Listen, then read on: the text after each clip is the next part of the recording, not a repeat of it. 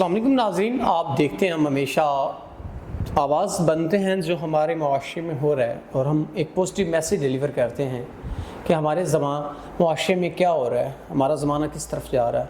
तो आइए, आज एक मुआशरे की बेटी मेरे साथ मौजूद है, तो आइए इनसे जानते हैं। अस्सलाम वालेकुम। वालेकुम अस्सलाम। अच्छा, मुझे बताइएगा, क्या मामलात ज़िंदगी हैं, क्या परेशानियाँ हैं जिनकी वजह से आप परेशान हैं? मैं अपनी माँ का वाह सहारा हूँ।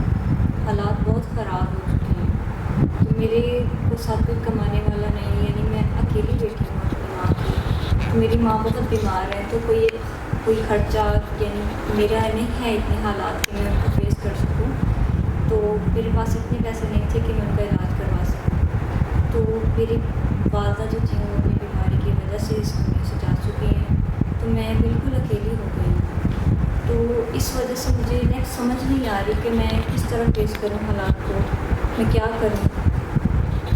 आप इस मुआशरे में जी रही हैं, मुआशरे की तरफ से आपको क्या नेगेटिव रिस्पांस मिलता है देखने को, लोगों के रवैये, या आप जब मार्केट जाती हैं जैसे भी, तो क्या लोगों की तरफ से रिस्पांस रहता है?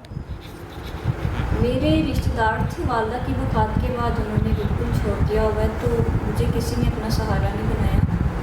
तो इस वजह से ये कि अकेले कोई रह नहीं सकता इस दुनिया में, बहुत से हालात उनको फेस करने पड़ते हैं, लोगों के ताने सुनने पड़ते हैं जो कि बिल्कुल बर्दाश्त से बाहर हैं। नाज़रीन, लोगों के ताने सुनने पड़ते हैं जो कि बर्दाश्त से बाहर हैं। हकीकत है, इस मुआशरे में ऐसा हो रहा है।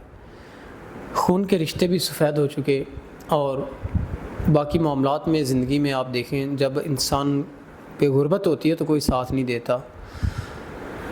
तो बहन, अगर इस मुश्किल वक्त में आपको कोई तोहफ़्फ़ुज़ देता है, कोई इज़्ज़त देता है, तो क्या आप उनसे निकाह कर लेंगी?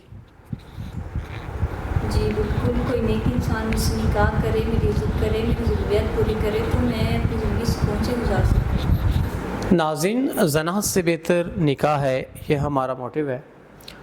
तो हमेशा निकाह को आम करें। जो ऐसे मसाइल में लोग होते हैं, उनकी ज़रूरियात ज़िंदगी को समझते हुए उनकी परेशानियों को समझें और निकाह करें, ताकि वो गुनाह से बच सकें। पता नहीं कितनी ऐसी बहनें बेटियां यूँ धक्के खा रही होंगी, या जिनके ऐसे मसाइल होंगे। हमारा काम है एक पॉजिटिव मैसेज आप लोगों तक डिलीवर करना, ताकि जो मुआशरे में हो रहा है उसकी अक्कासी की जा सके। तो इसी के साथ अपने मेज़बान नवाब अहमद को दें इजाज़त। खुदा हाफ़िज़।